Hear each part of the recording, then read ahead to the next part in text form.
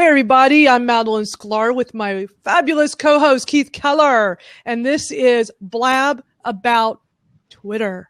This is the place to be, right? It's brilliant, isn't it? It really is. I think this is such a fun way to connect once a week and hang out. You know, we all love our Twitter chats. I love my Twitter chats, but this is kind of a nice way to visit once a week and see each other and have great dialogue talking about Twitter. And I love watching the comments come in here and then having a few open seats and letting people chat with us. It's always a good time. I think Blab is going to, absolutely my prediction for 2016, it's going to be the number one site. I think Periscope was the number one app this year. I'm sure you know that already. Right. And I can see Blab trumping that because of this. You know, I can see you and we're chatting. I've never really got the whole idea of talking into a phone while I'm walking down the street. It feels unnatural to me. It is pretty unnatural. I can't see myself doing this, but this is going to go off, and so we're going to do it. We're in there early. It's only been going about 200 days now, and we're still having trouble down here. But I've worked it out. I'm on Firefox on my laptop, just in case anyone from Australia is trying some variations. I've tried Chrome, it didn't work. I tried my PC, it blew up. Had to take it in, but I'm here on my laptop, my Toshiba satellite with an i7 processor. Awesome. So I'm trying. I mean, I've got all the gear. I've got everything. I've got everything working. But look, tell me what happened while we were away. I mean, I was out of the loop. Like I was so far away.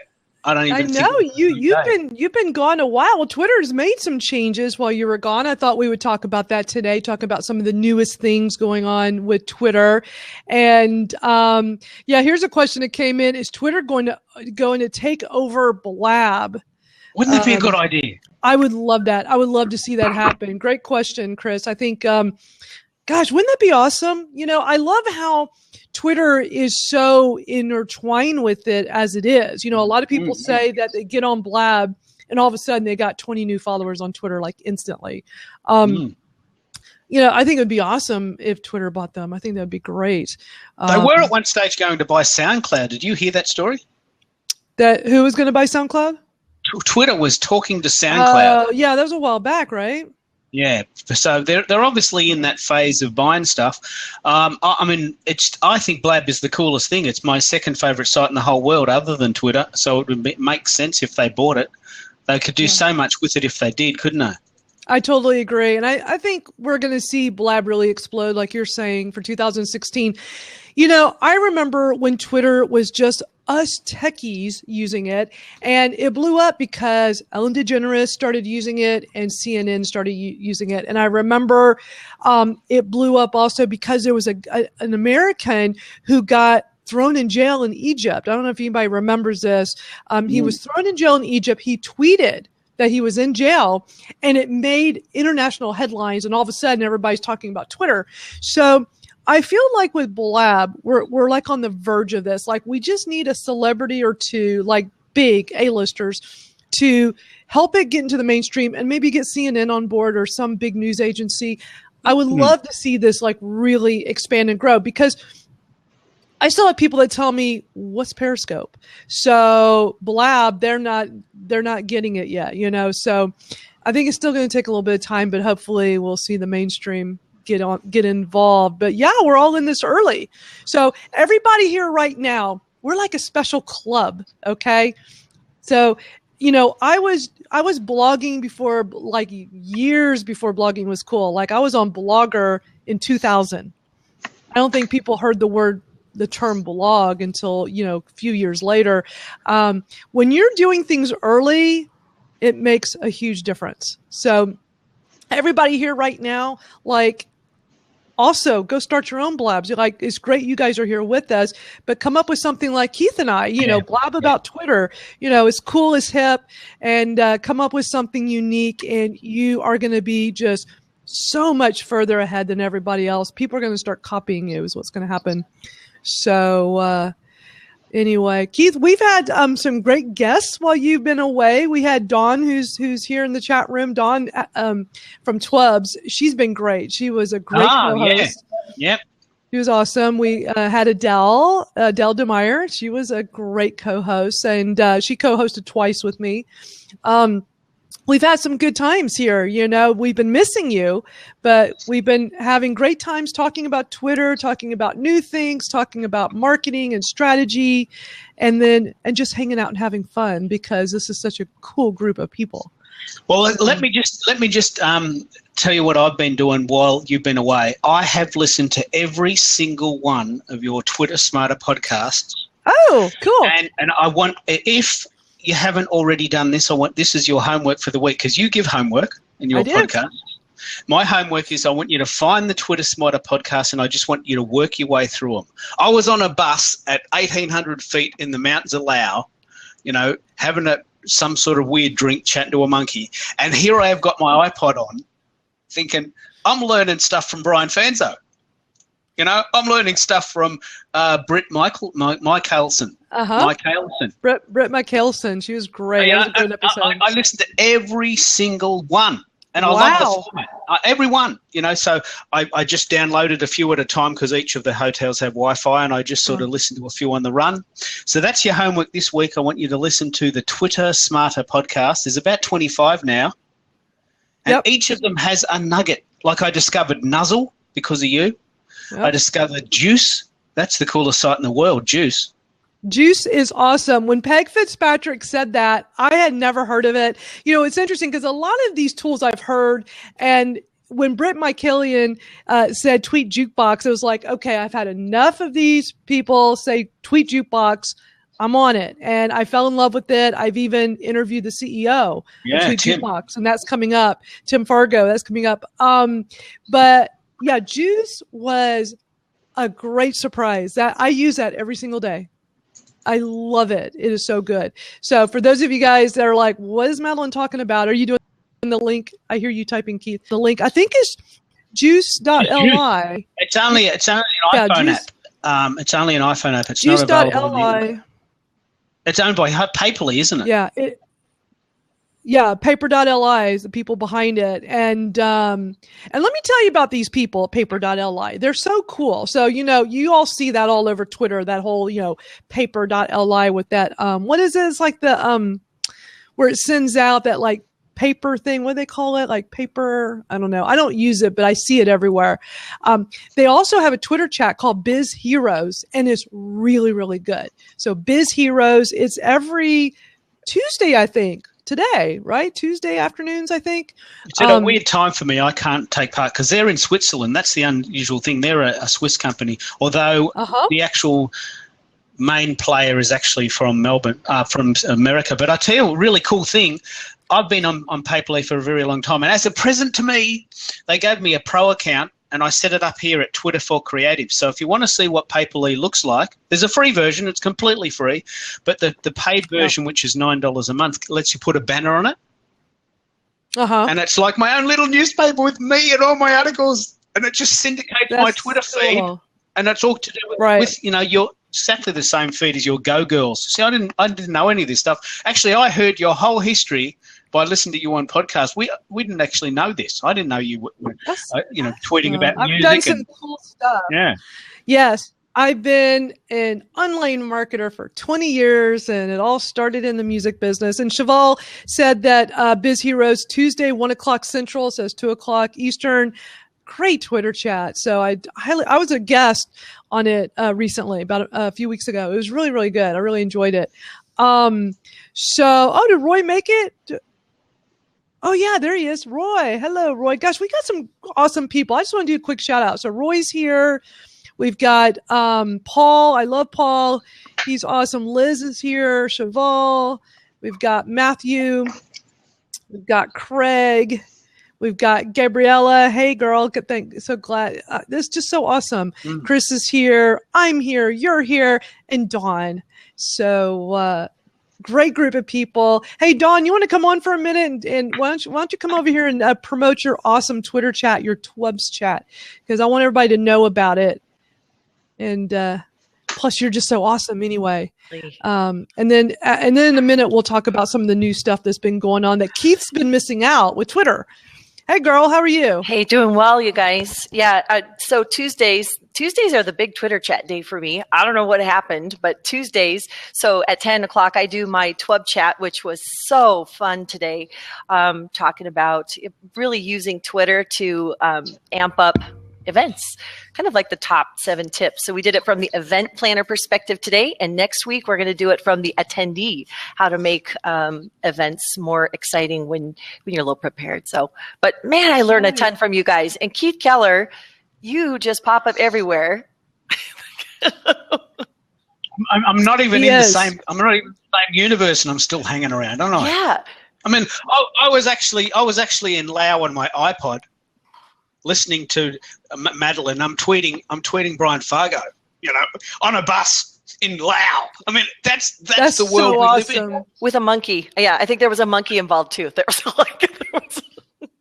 Well, there was lots of really bizarre animals there that people eat and keep as pets, and that's not a good thing. But it is good to get away. I tell you what, I filled a book. I filled a book full of ideas while I've been away. Wow. I just sitting in the bus writing ideas. I've got 8 really, really chunky ideas I'm going to roll out next year. I think we've lost the boss. I'm trying to tell a little. Yeah, we can still hear you, but we lost your video for a second. That's really funny. So, but yeah, I'm excited to see what comes out of your brain, Keith Keller. Come back. Because you've been around this social space for a long time. So. Yeah, and I think slightly differently because I'm on the other side of the world. And for a start, actually, this is very, very interesting. I was listening while I'm waiting for Madeline to come back. As I said, I listened to every single episode of the Twitter Smarter podcast, and I noticed that there's a iPhone, Apple domination model in the world, which I personally disagree with. So I'm going to be the Android app advocate, dude, the AAA. I'm the Android app advocate. Right. So everything that I talk about has to have an Android app or it doesn't go on my favorites. And that's just my little game. I have a Samsung S4. I don't have an iPhone. Lots of Aussies don't have iPhones. No one in Asia has an iPhone. They're too bloody dear. So the world is our oyster. The world is where we're playing. So I've decided if I ever talk about apps, I have to make sure they have an Android version. Unfortunately, Juice doesn't have one, so I can't talk about it. I love it. But I can only use it on my little dinky iPod, which I could get Wi-Fi in really weird locations, but I can't use it on my phone. So Android apps have to come to another level. That can be my little position. I speak funny. I don't speak like an American. I actually am an Android dude. And I'm just going to put my hand up for everyone in the world who's got a Samsung S4 and say, look, I'm with you. Don't think that you have to have an iPhone to take part in the human evolution, because like the Samsung, the iPhone S or the 6S came out, good, it's $1,000, but not everyone's got $1,000. And just because you don't have $1,000 doesn't mean you have to keep your mouth shut. That's right. So I'm there for the people. I'm the AAA, the Android app advocate. So yell out if you've got an Android phone and what your favorite Android apps are. And that could just be my little piece of the pie. Just a little funny nonsense thing, because the other thing I love is this thing called freemium. As I said, I was listening to Madeline's show, and I'm sort of preparing my interview for the time she asks me. Well, Twubs has the freemium model. I mean, if you think about the Twitter chat, that's Twubs right. has the Twitter chat tool that's free. So, yeah, that's definitely that whole idea of providing some chunk of value. I call it like I don't know, you guys probably don't have Sam's Club, warehouse stores, but they are known here for giving out samples, like little, like Costco. Yeah, Costco. We just got a Costco like 2 weeks ago. So just think, I don't know how long they've been going, but just Costco. It's people getting little samples to get hooked. Yeah. And just in case you haven't heard what I mean by freemium, lots and lots and lots and lots of companies have the 14 days free model. I personally don't agree with that model. I love the model where, look, here's a little teaser. You don't know what this is like. Why don't just go and play with it for a while? Buffer does that. Hootsuite does that. You do with that. With full functionality. Full functionality. Not, yeah. Yeah, full function. Yeah, so it's not like 14 days free and then you're out. Sign up or you're off. It's like, here is a little play, like Buffer's 14 freemium version is you can tweet your head off, but you only get 10 Buffer tweets, and then you have to keep topping it up, and that gets annoying. But for $10 a month, you can have unlimited, and that's the value proposition. I'm managing to wing it without my my superstar, but we're having where is she? She's having trouble. We lost Madeline, I think. Yes, and I don't know what happened. She got sucked into a vortex somewhere. I don't know.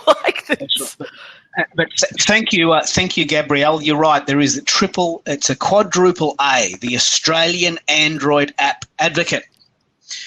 .com. I might even go and grab that .com today and set myself up as the Android dude. And while we're here, tell me about how Twubs is going, because I personally love Twubs. I love it. So tell me how you're going and what's going on with Twubs. with what's happening. Yeah, it's a busy season right now. One of our largest clients, which is iHeartMedia, does their Jingle Balls tour. It's all over, and they are just rock stars. They're just a joy to get to see how they use social, how they engage their audiences. So that's been crazy. We're working on a new reporting product, and I've been using Blab and hosting a cajillion Blab, I'll call them my Blitz, hashtag Blitz, to find out how people are using hashtags, what kind of reporting they want. So yeah, we're working on some new things. Yay, Madeline is here. Do you have a mobile optimized version? One thing I have to say, and I hope you don't mind me saying this in the public forum. Please, that's what this is for. Twubs doesn't look very good on your mobile. No, it does not. It does not. And it is absolutely, that is something that we actually finally hired a mobile developer to help move that. So it's being worked on. Okay. And you're going to have an Android version, I'm hoping. Of course, there has to be. I'll tell them Keith, or else we'll send Keith after. And they fear you, so we'll have to send Keith. Madeline, where are you? Yeah. Well, that's my great. computer so is a great, mad at just in me. case Oh if you're my. on the call, you probably already know this, but just in case you don't know, Twubs is just an awesome Twitter chat tool that allows you to almost have an extension to your website. I love it. It's one of my favorite sites ever, and we'll be doing some more work with you on that. Yep. So let me hop off and let you guys get to the magic that you're going to share with everyone. So thanks for letting me hop on. Thanks for coming on. Okay, bye. Hello, Mr. Wonderful. That's a great hand. All I did was I went over here. Okay, she's back again or off again. Can you hear me? Hello? While we're waiting for Madeline to come back, do you want to jump in, Roy, Hello? and have a chat? Hello? I'm not even sure I can do that while Madeline's doing that, because she's running the show. But this is the power of Blab. It's brand new. Lots of us are struggling with the idea of how to keep it moving. It's a pretty funky idea. I'd be interested to know in the chat bar if anyone's got any comments about how Blab compares to, for instance, Periscope or Meerkat. I personally can't see myself scoping or meerkatting again after having, come really, really enamored by Blab. Because when things work, you can have up call as opposed to one person talking at you. Are you in? Can you see me and hear me? You can. We can. I was coming back in and y'all couldn't see me. My computer got mad because I clicked on Tell a Little Bird. I'm not doing that anymore. All I did was I went right here and I clicked on Twitter and it froze up my machine. Yeah. Terrible. Okay. So I missed out. What did I miss? Well, we had a big chat about I just coined this phrase, the quadruple A, the Australian Android App Advocate. Okay. Because I've got a Samsung S4 and a lot of people in Asia don't have iPhones and a lot of Aussies don't have iPhones because they're bloody dear. And they're just dear. They're just really expensive. And we've all got something to say. We've all got something to add. Right. So my role in the world is to make sure that every product comes out with an Android app. Yeah. And as many products as possible come out with the freemium version. Awesome. Not 14 days free. Yeah. A fully functioning free basic version. Like Tweet Jukebox. What an amazing site. That's a great site. Yeah. It's just really funky. Yeah. 2 jukeboxes free, and then if you want to upscale to 5 or 6 jukeboxes, it's $10 or $12 a month. It's so worth it. And it's unlimited. Yeah.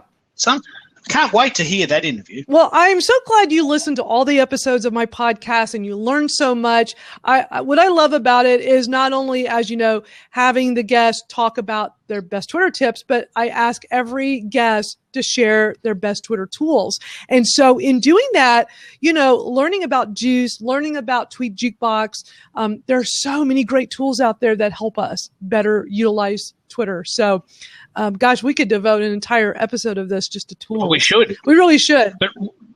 But why don't we talk about what's happened while I've been away? I mean, a couple of things happened this week. Yeah. One is the idea of more real estate for photos. Which is great. I am so happy about this. This has been like Twitter's been making a lot of changes this year, but this has been like one of the best. So basically what it is, when you tweet a photo, and I'm sure everybody here knows this, you tweet a photo and they crop a big chunk of it, and you never know what part they're going to crop, like it could be something that just makes the picture make no sense, right? So you tweet it, you go to twitter.com, you look at it in your stream, and you're like, oh, wow, my photo looks terrible. You got to click on it, then it comes up to the full photo. So now what happens is you see the whole thing, and I like this because it makes the photos really pop on the page, right? They look really, really good. So I really like it. Have you, since this has happened, have you done some tweets with photos and see what's happened?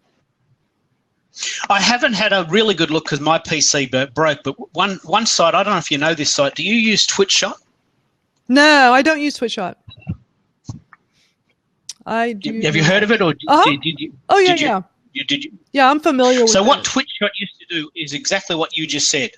TwitShot had an optimized for Twitter button where you could manually put in, the photo when it could optimize for the right size. But it sounds now like what Twitter's doing is it's optimizing it itself. And that's great because photos look crap if you miss out the logo, or there's half a person missing, or the head's chopped off, or you cut them off halfway. Yeah, totally. So, I put lots and lots of photos in my tweet. So I'm going to put in the box here, a link to my Twitter. If anybody wants to go see what we're talking about, just click on my link, scroll down. All these pictures pop now, like they're not cropped. And I think this was really smart on Twitter's part because our pictures look really great. Like, you want to encourage people to use photos. Like, I'm really big on this. Like, when I'm teaching my Twitter courses, I'm drilling into everybody's head how important it is to have images. It makes your tweets stand out. If you go click on home on Twitter and you just look at all the tweets in the home feed, it's just like boring, plain. They look like text messages. And then the ones with photos pop. They pop and pop. They really do pop. That's a good word. Yeah. So it's really smart to use photos. And so for my newest Twitter course, Tweeting for Profits, last week, because I do give out homework, no matter whether you're listening to my podcast or you're taking my course, you're getting homework. The homework I gave out, one little piece of the homework was, I said, I want everybody to have at least 3/4 of your tweets in your Twitter stream to have photos. I want to see photos. Good idea. Because it makes such a big difference. There's I'm going to show another Twitter account that I want everybody to look at. There's a client of mine called Just Strings. And I think it's pretty easy to guess what they sell. They sell just strings. And I'm going to put this here in the chat box for everybody to go take a look at. And, I mean, you'll go on here and you'll see pictures with awesome guitars and, just a variety of photos. They're selling some guitar picks here. Here's a picture of a really nice close-up photo of a guitar. You're going to see all kinds of cool stuff. And it's because the strategy is to use the visuals to sell the products and sell yourselves. So even Santa plays a Fender. The what? Even Santa plays a Fender. Yeah, heck yeah. Heck yeah. Do you want to talk about the idea of photos, just in case people don't know? Do you have some stats about how much extra engagement you get when you add a photo? Yeah, there was one that I just that I just saw, let me see if I can find it real quick. I think it said 313%. It was like this crazy number. Yeah, here it is. Tweets with photos receive 313% more engagement. 313. I mean, that's staggering. So that's basically saying that if you put a photo in your tweet, you're going to get, you have a much, much higher chance of engagement because of it. And it's so true. I mean, do an experiment, just do a plain tweet, do a tweet with photos and experiment and go. And then here's the homework. Go look at your stats. So do this for a week. Ramp it up, do way more photos. You can do up to 4 photos per tweet too, just an FYI. So if you have something where you could do multiple photos, you can do up to 4, but just get in a habit of doing a photo with each tweet and then go look at your stats in a week or two and then go do some comparisons. I think you're going to be pretty amazed by it. And Craig says that Dan Zarella did a study on that. Yeah. And it was a while back. He's done some amazing studies on all of this stuff, and the numbers are staggering. It's amazing. I mean, with that client of mine, Just Strings, when we changed it from just the plain tweets to tweets with photos, and we try to make sure that every tweet has a photo, almost every tweet, made a huge difference, like huge. And so it helps their business, helps their bottom line. So really, really important to do that. So, with Twitter now uncropping the photos, I love this because it's them saying, hey, photos are great. Photos are awesome. You're going to get more engagement. We want to help you. So we're going to stop doing these terrible croppings of your photos. And you talked about stats. That little idea of the Twitter activity, is that something that's just happened this week, or did that happen while I was away? Well, Twitter analytics are available. I think not everybody realizes this. So if you go over to your Twitter profile and you click on the little pull-down menu, you see your picture real small in the top right-hand corner. When you click on that, you'll see analytics. And you can also get to it by typing in analytics.twitter.com. I'm going to put the link up right now. So that's another way to get to it. What happened was, I guess it was maybe a year or two ago, they had the stats available, but it was in the ads section. So people didn't realize it was there. And then people thought, I have to go purchase ads. And you didn't. You didn't have to do anything. All you had to do was sign up for the ad. You had to put in a credit card, but you didn't have to do anything with it. Just put it in. And then all of a sudden you had access to this whole advertising section of Twitter. And that's where they had the analytics. Not very smart, I thought, because people didn't know about it. And then they had the assumption that you had to, buy ads. And for you guys doing, I see some questions coming through and they're going through so fast. If you can do the /Q so that it shows up on the other side here. And then because I see that Paul and Chris have questions. We'll go over those in a second. But I saw one go by, Gabriella, and it went, by the time I saw it, all of a sudden it went up and I missed it. And I don't know why we can't scroll up. I hate that. I wish Blab would make this so we can scroll up and down, and we can't. So yeah, you do the /question, and then we better answer these real quick too, because on the flip side, the same thing will happen with the questions. We won't be able to scroll. So Paul wants to know, how is Juice different from Nuzzle? Excellent question. Very good question. They're both great content curation. They're both content curation apps, and I use them both every day.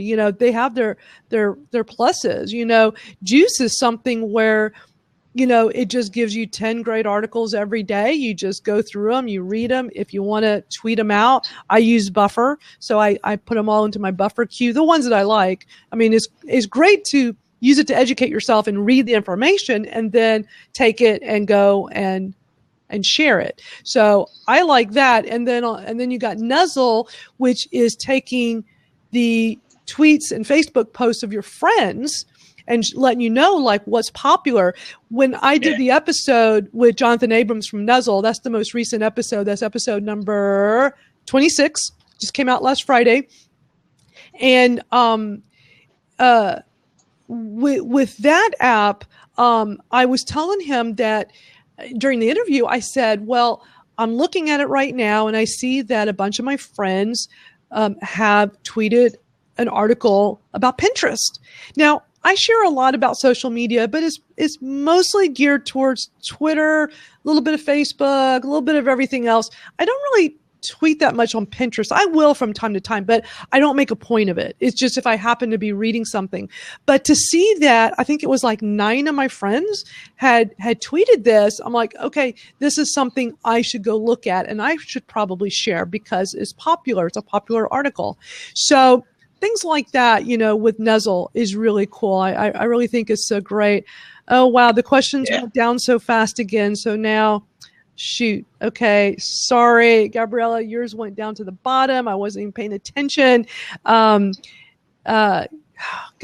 I don't know why they do this where we can't scroll. I mean, it's not just me, right? You guys can't scroll either, right? With the scrolling. I mean, I can't scroll up and down with the comments, and I can't scroll up and down with the questions. Okay. You have to click a message. Yeah. Yeah. So, okay. Thank you, Dawn. She asked, where do you recommend we get photos? Oh, excellent question. I love it. Okay. Well, a couple of things. It really depends on what you're tweeting. Now, a lot of times I'm just, tweeting other articles that I see. So many times I'm on a blog post, I'm reading a blog. I'm like, oh, this is great information. I want to go tweet it. So you just tweet the photo that's part of the article. Now I use Buffer. So if you use Buffer, the little Buffer icon thing will be on your browser. And what you do is you click on it, or when you're on the article, what I do also is I'll hover over the image and the little Buffer thing will come up. You click on it and will automatically embed the photo. So when you see my tweets with a lot of articles and stuff, that is a very common way for me to do it. I'm reading an article. I love it. I want to go share it with everybody. So I just put my mouse over the image. Little Buffer thing will come up. It'll embed it. Plus, it'll put the title or the headline of the article and the link, and is done. Like 2 seconds and I'm done. So that's one way. So the other way would be something you're creating and you need an image. There are a couple of different resources for this. So if you want good royalty-free, but you got to pay, people think royalty-free means free. No, royalty-free means you're allowed to use it. You still have to pay. So I've been using Big Stock Photos forever. I'm going to put the link up. Bigstock.com is the link. I've been using them for so long. Love them. I think they have excellent photos. You just go in the little search, you type whatever, and you'll find there's a new one I've been using called Pixels. I'm going to bring it up. Pixels with an E. with an E. Pexels. I'm going to put the link up. It's free. And I have found some good ones. I actually just used one in my blog. If you go to MadelineSclar.com, let me pull that up. I have a brand new blog post, which you probably want to read anyway. It's called Twitter Chats, the place where everyone knows your name. And yes, I do make the reference to Norm from Cheers. But this, I'm going to link this. This photo came from Pixels, and it's a nice photo, and it was free. Now, another source that is really good is on Canva. I don't know if everybody realizes this. When you're on Canva, and I use Canva for like everything because I am not a graphic designer, but I don't always, I want to do stuff fast. I move fast, in case you haven't been able to tell. I'm a fast mover, and I don't want to wait on a graphic designer to do something. So I'll go to Canva, which is canva.com, and create something, and they have all the specs in there. You can just click and say, this is going to be for Twitter, or this is going to be for a Facebook header, or a presentation, or a blog, or whatever. And here's the link for Canva.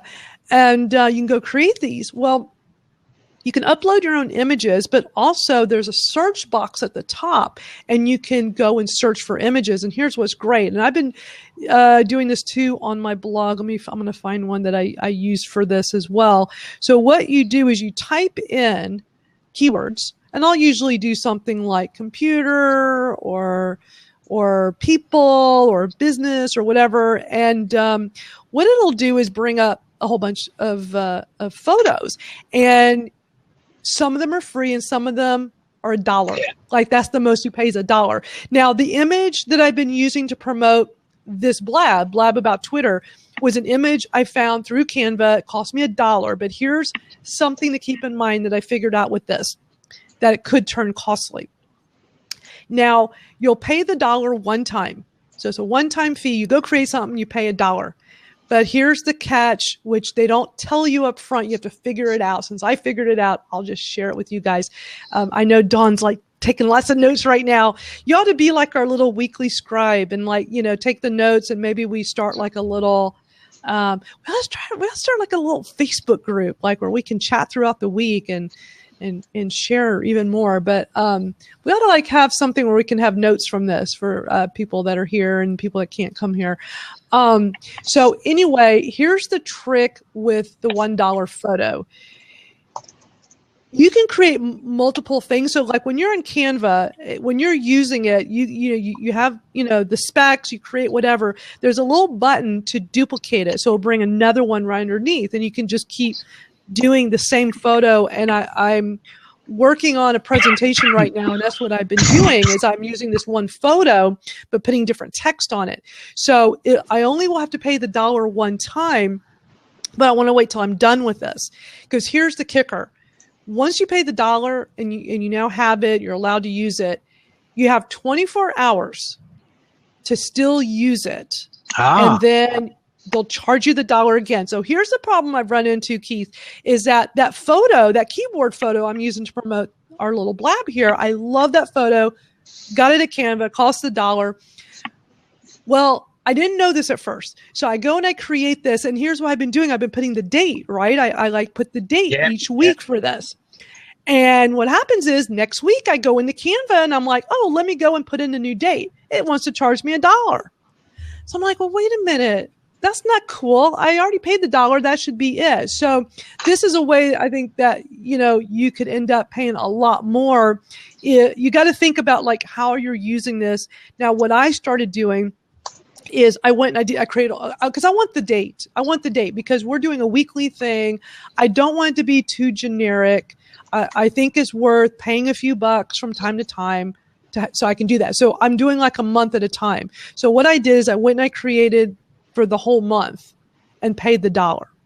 And then, if we have other guests or other co-hosts, I like this image. I want to, reuse it. So you got to kind of think about ways of doing this and not being charged a lot, because I started thinking I was thinking, well, shoot, if I create a brand new one every week, that'll add up. 52 weeks in a year? No. Can I share a little secret? I don't think. Sure. I don't think anyone knows this. This is my little secret. So I've heard of Canva. I personally can't work it out. I'm a bit of a dumbass when it comes to tech. It doesn't seem to resonate with my brain. But I found this really amazing site called Be Funky, which is Be Funky, and I use Pick Monkey and Be Funky. Okay, I'm familiar with Be Monkey. Pick Monkey, Be Funky. So both of those sites, actually, Pick Monkey is a site that has some basic functionality, a little bit similar to Canva. You can buy photos, but Be Funky has really, really great functionality, easy to use. But the thing that I love is that it already links with a really cool site called Pixabay, and Pixabay claims that it has 500,000 free images, royalty-free, for commercial use. So Pixabay, which is even better than Pexels, has 500,000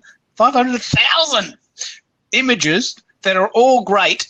And what I do, and this is a little trick, what I do is if I push a keyword, say social media, I go about 7 or 8 ideas in, because what happens, of course, with all these free sites is you're busy on the internet. You go, hang on, here's my photo.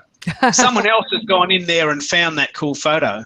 So what I do is I go about 7 or 8 pages in, because most people aren't going to scroll that far. Right. And they're all great. But when you get 7 or 8 pages in, you find photos that you've never seen before. And that's the secret. Like, I mean, my wife, I was in the city once, and my wife said, that girl's got my dress on. Oh, yeah. Really pisses me off. I don't suffer from that. I'm happy to wear a black T-shirt and, look like everyone else. But there's nothing worse than having a really funky article and then realizing that someone else has got your photo. Right. Yeah. Right. Exactly. And that's one of the advantages. That's one of the advantages of paying for photos. You've got a less chance of actually being copied. That's absolutely true. And you can also get them at Flickr has a thing with the whole commons. What do you call that? The Creative Commons, where there's different levels. The only thing is, it's very complicated and you don't always know if you're doing the right one. So there's all these different levels. I did research on this a long time ago because my son started a blog. He was a teenager. He started a blog, and it was like at the height of all the, getting fined if you do photos that aren't. People can find a lot of money. It's a real thing. Like, do not blog photos that you do not own or that you have paid some kind of royalty to. Do not copy somebody else's photo. It's a real thing. You can get sued tens of thousands of dollars for real. Yep. Photographers love to sue. So I had learned about this whole thing with Flickr and this Creative Commons. It's just so complicated. This was before, pixels and big stock photo was around, but I didn't want to spend money for, my teenage son's blog. I mean, that was just something he was doing for fun. But the Creative Commons thing was interesting. You just have to really pay attention to, the thing is though, too, you kind of get what you pay for. Free doesn't necessarily mean great. We have a few other questions here. Claire says, how about tweets with photos and a link for engagement? And I'm really big with like photo, link, tagging, like everything is really important in your tweets. So I don't know. I mean, this was from about 10 minutes ago. If Claire, if you want to add more to that, tell us a little bit more about that. And let's see, we got a few other questions here. Well, we already talked about how is juice different from Nuzzle. We covered that.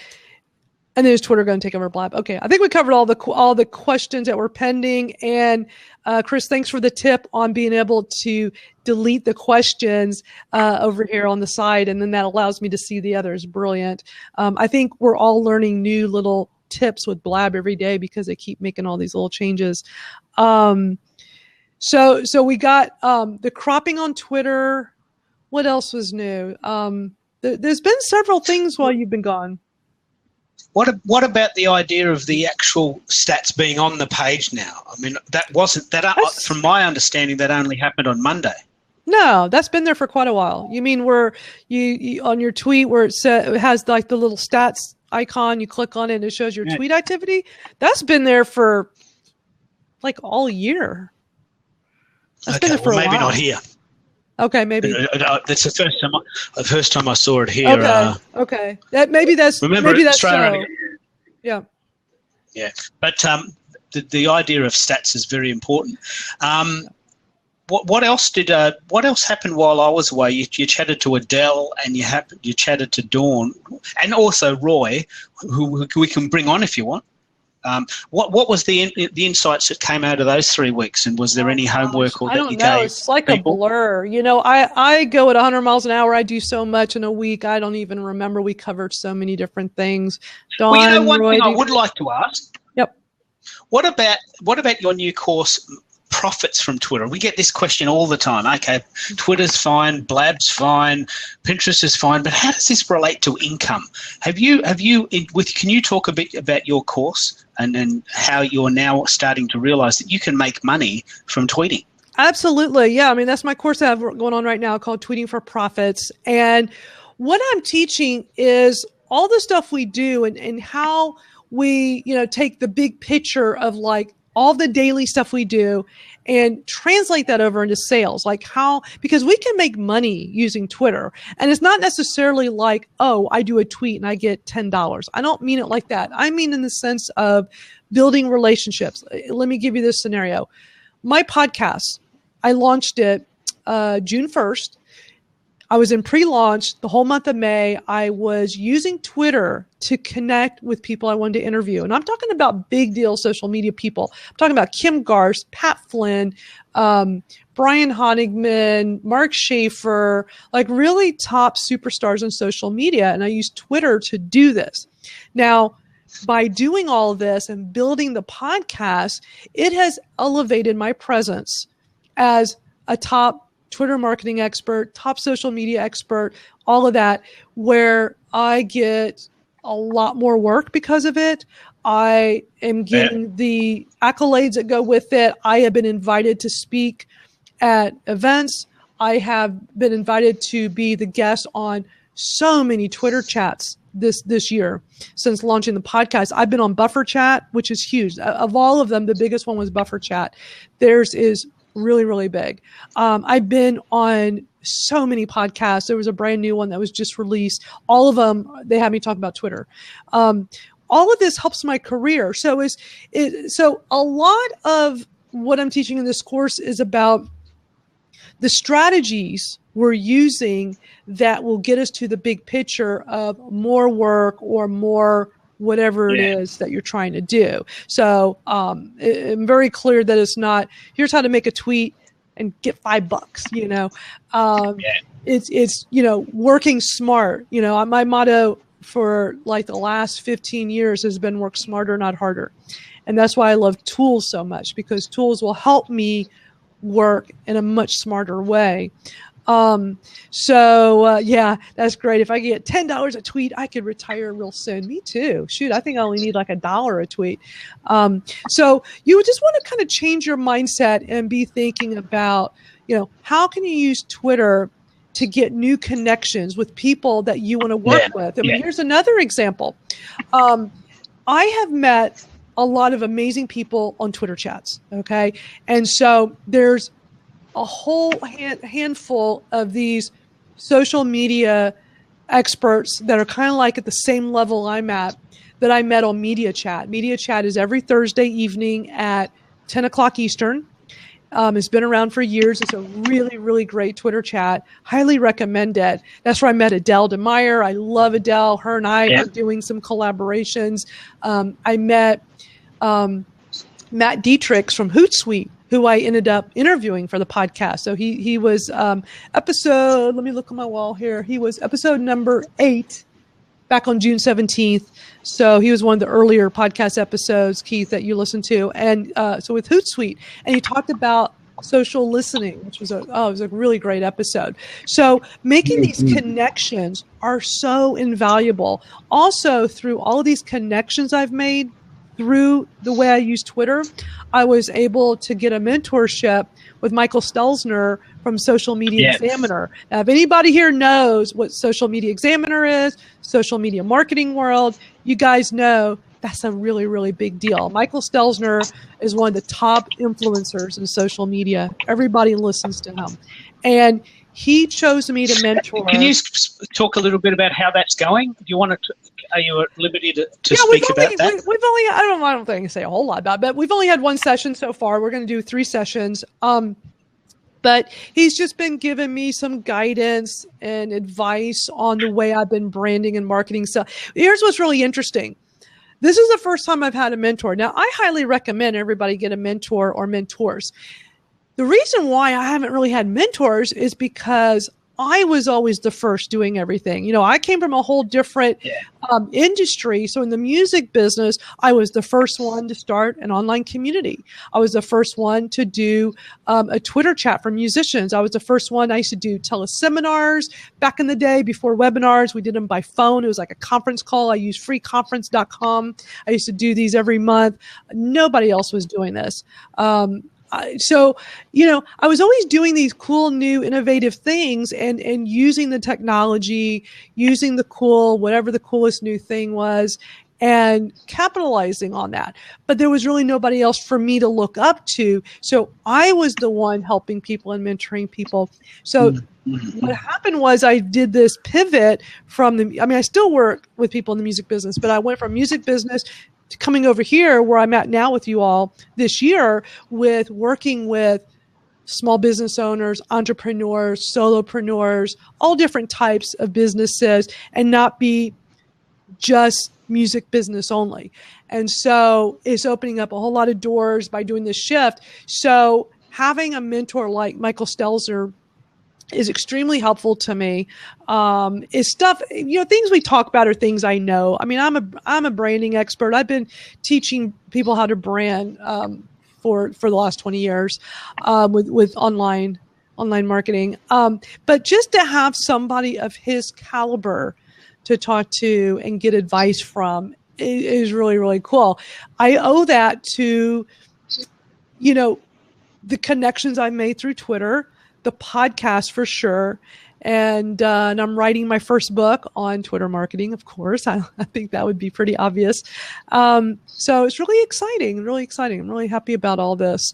Paul is asking a question, and this is one of the other big things that happened, Keith, while you were gone. The whole big API change with Twitter with the shares where, and Social Media Examiner is a great example for this. So you go over to their blog. At the top of the blog, you see a little Twitter button, and it has the number of shares. It lets you know how many times that article was tweeted, right? Now, they've been talking about this for a while at Twitter, so this didn't come as a surprise. Like, they've been talking about this for several months. They finally disabled this. And so a lot of people have been talking about it, and there's a lot of negative talk because it's social, these are social sharing. This is social proof. And Social Media Examiner was very vocal about it because, you go to their site, you see a blog post, you see 2,000 tweets, you see that big number next to the article. It makes you want to read it, and it makes you want to go tweet it. Now, of course, there's the flip side, and we did talk about this recently on this chat. I think somebody was doing devil's advocate. And it's like, well, but wait a minute. All articles should be, I think that was last week. Dawn, does that sound right? I'm blanking on his name, but last week we were talking about this. The whole point of everybody should get the opportunity to have their articles read, and it shouldn't be about a number. And it was a really, really good point. Because some of us don't have big numbers. We don't have 2,000 tweets on our articles, But it's frustrating. Was it just a neutralizer? Was it a neutralizer, some way to democratize the process slightly? Well, they claim that they're on a new system, new servers or whatever, and that they can't handle having this on the new system. It would be too many man hours to program it in, which I'm not buying. I think it's about money. You can get the numbers if you go through GNIP, G-N-I-P. It's a service, and they're saying is going to be $300 a month. I'm going to pull up the website for everybody real quick here. Okay. $300 a month. Who's going to pay that? Nobody. So here's the link. Now, there are a couple of workarounds that I've been reading about. I haven't used them yet or applied any of this, but it'll be interesting. I mean, now when you go, if you go to my blog, you'll see I have WordPress. So I'm using a WordPress plugin, and then you'll see on the side the number of Facebook likes, the number of LinkedIn and the Pinterest, and you see Twitter with nothing. So it's like disabled across the board. It's a little frustrating. So I'm not very happy about it. I don't know anybody that's happy about it. So, but that was a good question, Paul. Thank you for bringing that up. So, gosh, we've already hit an hour. Does anybody want to come on real quick and chat with us on screen, on video? We'd love to see your face and say hello to you. It's kind of like in person. But yeah, I mean, Twitter's making changes. They're doing some new things. Some of it's good. Some of it, not so good. I mean, it's already old news with the star and hearts and the polls and, Well, there's a couple of things I wanted to chat about that we picked up again on last week, and this is really, really interesting. The idea of the 5,000 rule, which I missed. Yep. This happened actually before I left, so I've got no excuse that I missed it, but I did miss it. And now when you first start, if you don't know this, when you first start, you can actually roll up to 5,000 before Twitter will stop you. It used to be 2,000. But it's still 110% once you hit that mark. And I'm really interested in how sites like Social Quant and Manage Flitter are going to play around with this idea that it actually is prohibited to churn, this is the word that Twitter uses, churn followers. You follow a whole heap of people and then you unfollow them 3 days later. it's actually prohibited. But there's a site called Social Quant which charges $50 a month to do this on your behalf, and people are going crazy about these sites. I mean, do you want to have a bit of a chat about how they're working? Yeah, I love Social Quant. I'm getting the link right now, and I'm going to explain how this works. And I think, some of you here might want to go check this out. And actually, if you use this link I'm putting in here, so let's see, this is Social Quant. I'll explain what it is in a second. If you do this, it's a 14-day free trial. And then if you like it, you'll get half off. So it would be $25 a month, which is, $50 a month to me was a little hefty, but $25 a month sounds a lot better. So let me explain what this is. Because you're not paying for Twitter followers.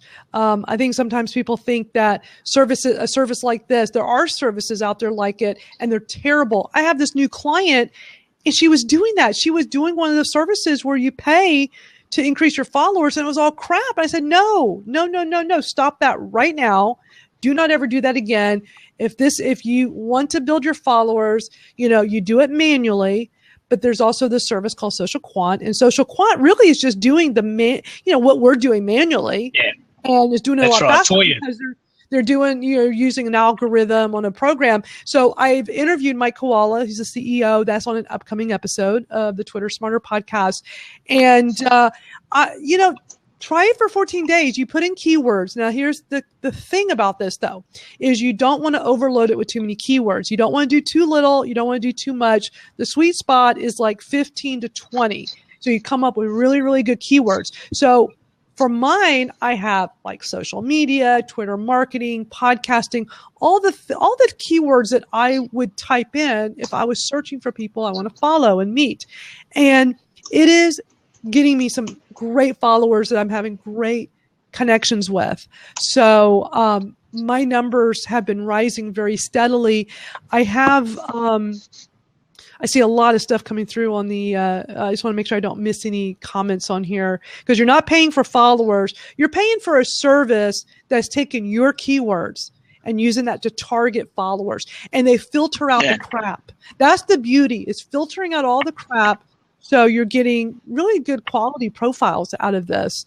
You're paying for an automation service which saves you time. Exactly. And so they do the follow, and then they wait a while, and then they go unfollow. And that's a strategy I've used for years with Twitter. You follow people, and then I usually wait about a week or so, and then I use Crowdfire, which is Crowdfire app. Fantastic app. crowdfireapp.com. I'll put it in the link in here for you. It's free. You can pay for it, but there's no need to. You could totally use this for free. You can do quite a bit for free. And you use that to unfollow the people that are not following you back. And it's a great way. Now, before, when it was that 2,000 mark, so many people would get to follow. They get to 2,000, and then Twitter stops you. So this is going back to what you were saying, Keith, with them raising it to 5,000, which I'm very happy about, because I thought 2,000 was way too low. I'm just trying to make sure I don't miss anything. You guys are commenting so fast in here. If there's can we pick up on Crowdfire? If there's any can we pick up on Crowdfire? I love Crowdfire, and a couple of people have picked up on this. Crowdfire is a fantastic app for the Android and the iPhone, and I'm pretty sure it also has a PC version. Great iPhone app. And what you're saying there is really, really important. Say, for instance, you follow a whole heap of people because you think, you know what, I really like the idea of following cool people that live in Denver, or cool people that love photography, or cool people that are in the music business. But then, you get 2 weeks down the track, and some of them haven't followed you back, and you're a bit sad about that. Crowdfire, this amazing service, there's a lot of sites that do this, but this is my favorite one. It gives you a couple of really cool decoders. One, how many people I'm sure people know this, but I think it's important to decode it out. How many people, of the people that have followed you or have unfollowed you recently, so recent unfollowers. I love that feature. Right. So it's just say, that's such a handy thing to know, because if someone's gone to the trouble of consciously unfollowing you, well, they're obviously out of the loop. Yeah. So you've got no compunction then to say, well, okay, if someone didn't resonate with my content, that's okay. Shit happens. Exactly. There's no point being friends anymore. Let's unfollow them, because you want to keep those numbers quite nice and neat, yeah? Absolutely. Absolutely. Yeah, but the other thing I love, this is the other thing I really love that maybe a lot of people don't know, is that they have this thing called active followers. What that means is, of the people that are following you or not yet following you, how many of them haven't tweeted for 6 months? Right. And if someone hasn't tweeted for 6 months, they're really useless to you. I mean, Absolutely. They're not tweeting. They're not. They might be lurking. Even 3 months. And see, I use Managed Flitter for that. I like Managed Flitter. You can do it, based on the various months there, and just wipe them out, because if they're like, I want to connect with active users.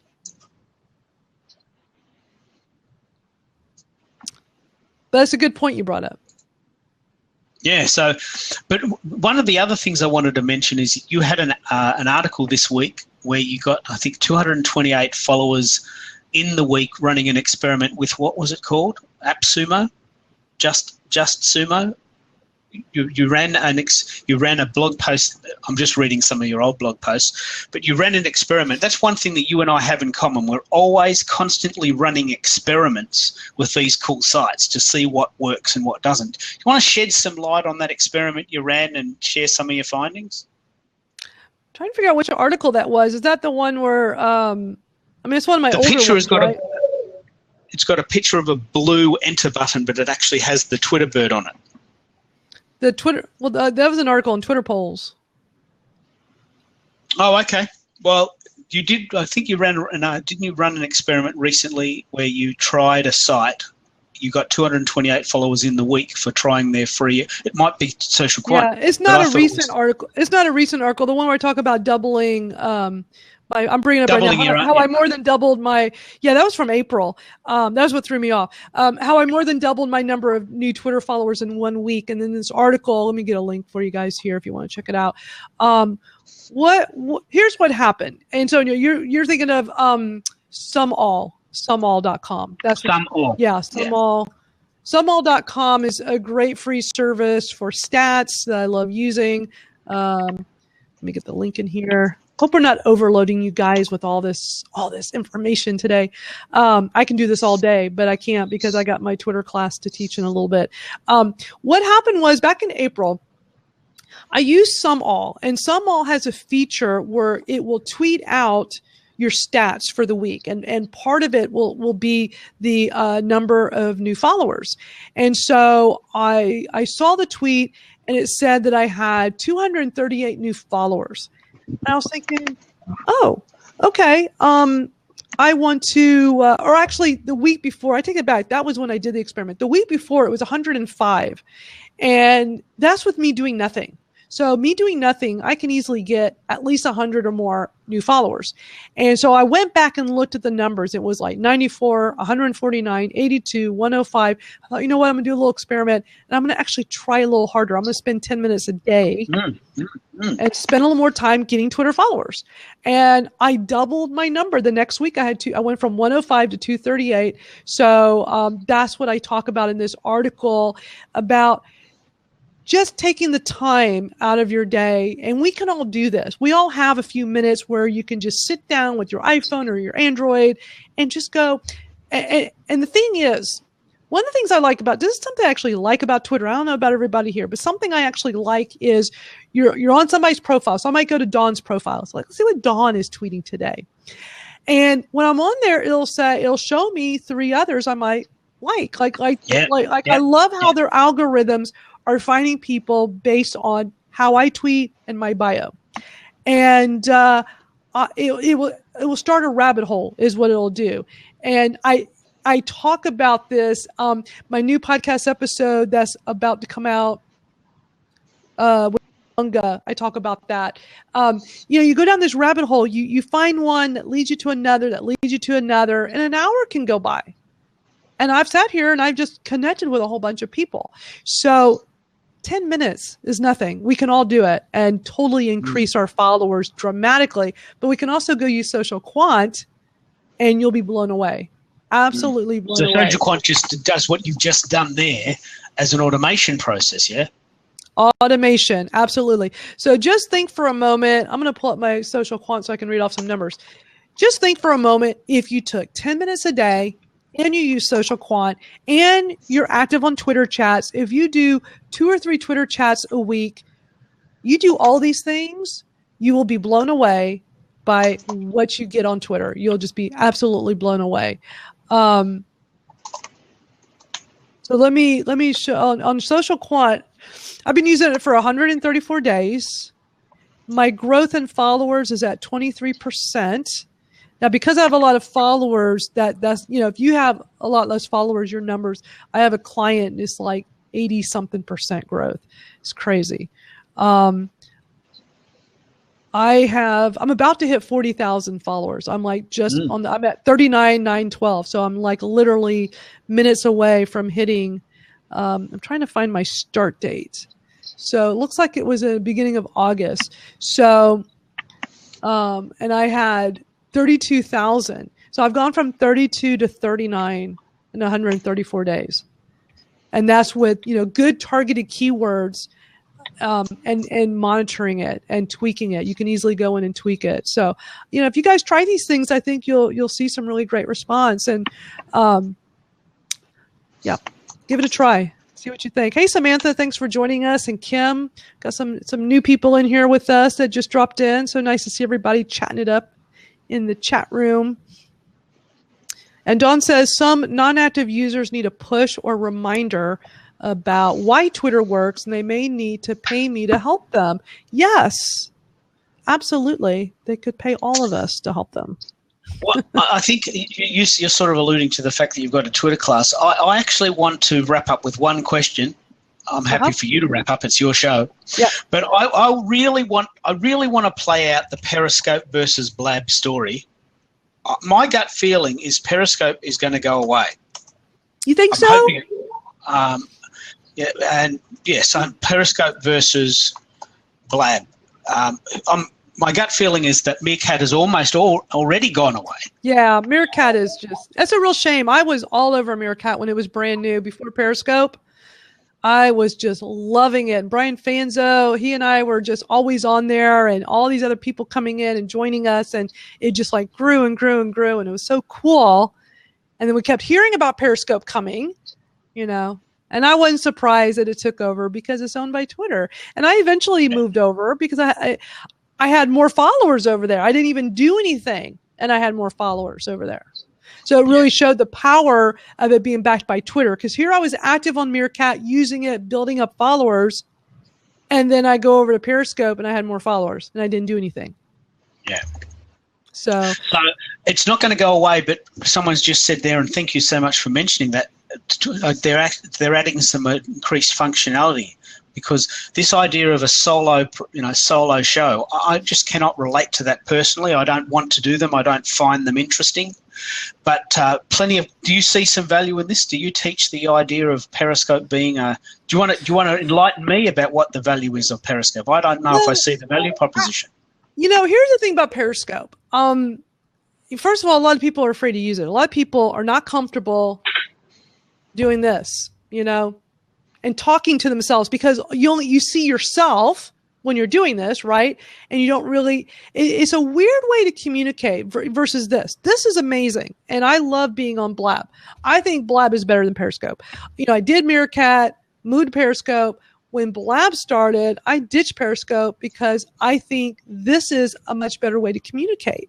I like Periscope, but I think the celebrities do really well on there because of their status. They can just, I'm a big fan of Lewis Howes. Well, Lewis Howes can get on Periscope and in 2 minutes have, hundreds of people on there.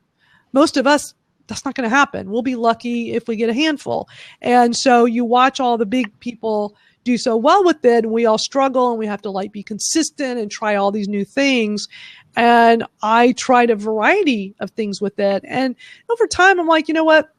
It's just not working for me. And so now I'm over here, and I'm like, this has so much more potential. And it's not even about how many people, with Periscope, it's a numbers game. We want people on there because you're just talking to to whoever's listening, right? Whereas here, it's like a small knit community of people. And even though right now there's 13 of us here, that's awesome. It doesn't feel like a numbers game. Yeah. I'm interested to know in the chat room whether that's everyone else's experience. It feels much more natural here, me talking to you and bouncing off each other and having chats. It just feels much more natural to me. And Periscope will obviously be still available to people like Lewis Howes, who, as you said, just has to turn it on and there's 1,000 people waiting to hear what he says. Right. But not everyone's Lewis Howes. Exactly. And that's the thing. Now, I am taking Kim Garth's course, her Periscope course, and it'll be interesting, and I'll definitely report back to you all. I won it. I won her VIP Periscope course. It was right around Thanksgiving. She was doing this some kind of Palooza, some kind of Periscope Palooza thing, and she was giving away prizes the whole time, and all we had to do was tweet or comment or whatever, and I did. I just did what she asked, and I ended up winning the grand prize, which is the VIP Periscope course. So I'm thinking that maybe it'll reignite my interest in it. I don't feel like it will because I love being here, but it'll be interesting to learn from Kim because Kim's the pro, and I mean I know how to use Periscope. I teach people how to use it, but Kim is all about social selling. And so I'm hoping to learn ways that I can use Periscope to sell, but I think also it'll be applicable over here. That's perfect. And that leads us perfectly to talking about your course that's coming up about that, social selling. How's that going? I'm doing it right now. Yeah, it's right now. Doing the live course, the 4-week live training course, Tweeting for Profits. I love teaching. That's just my thing. I love to teach and share my knowledge. I'm a constant learner. I'm like Gary Vaynerchuk, always learning, always, I'm the one up late night trying to learn the new tool and the new app and the new this and that, because that's just how I'm wired. But yeah, jab, jab, jab, learn. That's great, Don. I love that. So yeah, I'm teaching people how to use Twitter to make the connections that ultimately lead to making money. And also looking at different things. Like tonight, we're going to talk about analytics. We were talking about that earlier. A lot of people don't realize there's a place on your Twitter for analytics and how to use the analytics to help you strategize, because so many people do not have a strategy behind the way they use Twitter. And so one of the things I'm going to be teaching tonight, we're going to go over pins, polls, and analytics and some people may be going, well, how do you make money from any of that? Well, you can, as you can pin a tweet, right? If you look at the one I have pinned at the top of my Twitter, it is from a tweet I did from Buffer Chat back in October. The image is from a slide from a presentation I gave at Social Media Day here in Houston, and I called it my Twitter secret sauce, this one particular slide. The presentation was called Going from Twitter to Twitter Smarter, which I thought was really cute. But I shared this Twitter secret sauce, and it resonates with people, the information. So I have it pinned to the top of my Twitter. And so one of the things I'm teaching is how you can utilize your pins and use that to gauge with your social selling. And same thing with polls. Can I share a friend of mine in Melbourne was chatting to me about this yesterday. I want to share a story on exactly that story, that idea. So I've been away for 3 weeks in Laos, and as far away from real life that I can get. And I had virtually no access to the internet. And while I was away, several people wrote to me, which happens every day, and says, can I fit you in here and can I fit you here? All I need is 300 words and a picture and, something you're doing. And I got back and the computer blew up. And I said, look, I really don't have time to write you those 300 words today. I'm doing a blab, but I will send you some stuff. And it just so happens that somewhere I was featured in last week in Toronto posted the article. So I connected a person in California to a person in Toronto, and they now are chatting, and they're going to write an article together. Nice. And then I mentioned this article. I've been interviewed by Paperdoll twice now, and they're in Switzerland. So here's a person who was in California that really wanted to feature me, but I was a bit busy. So I recommended they chatted to a person in Toronto and also another person in India and also another person in Switzerland. So from one contact, she's now got 4 potential articles and 4 potential new JV partners and 4 potential new, Awesome. friends. And this is exactly how Twitter works. It's joining the dots by saying, okay, if I help you first, then you'll tell such and they'll tell such, and it'll come back to me. So all these 4 people are now talking, and they're all sort of working out a way, once I get my computer back, that they can feature me in one of their articles. So it's all win-win. Absolutely. And so it's not directly the $10 tweet. I tweet, I get $10. It's about PR. Yeah, absolutely. It's about the and this is the stuff that all of the gurus are talking about, isn't it? I mean, we can get the phone ringing, we can get people coming into the shop. It's up to you what you do when they come. Absolutely. I can't. You know your product better than me. You're the one that has to talk about your product. But Twitter can get people to the blog, can get people to pick up the phone, can get people to talk to you about your product. Once they're in your room, it's up to you to work your magic. And Twitter is just miraculous for that, isn't it? Yeah, I mean, we all met through Twitter, and now we're over here using Blab to share our knowledge, and who knows what will come from that, know? So yeah, I mean, that's everything you said is just spot on, and it's exactly what this is all about. So people, I think the thing you can take away from this today is, with your mindset of how you're using Twitter and think of the big picture with all these different things you're doing, that is laying down the groundwork and foundation to big, great things happening for you. So I think we covered a lot in this episode. I got to go get ready for class. This has been wonderful. It's great having you back, Keith. Welcome back from your holiday. Sawadee, which means hello from Laos. Awesome. And thank you all for being here in the chat room with us and sharing your comments. And we should have opened up the seats and had you all, chatting a little bit more with us. We're doing this every week. So come next year, we're all going to have our internet working, and this will just be rocking. But you, as you said, you've got to get ready for class. You've got responsibilities. I do. And now, are we going to do this with the holidays coming up? You still want to do this next week, or is everybody? All right, we'll see you next week then. Yeah, we'll be back next week. Absolutely. All right, everybody. Peace out. See you next week. Take care.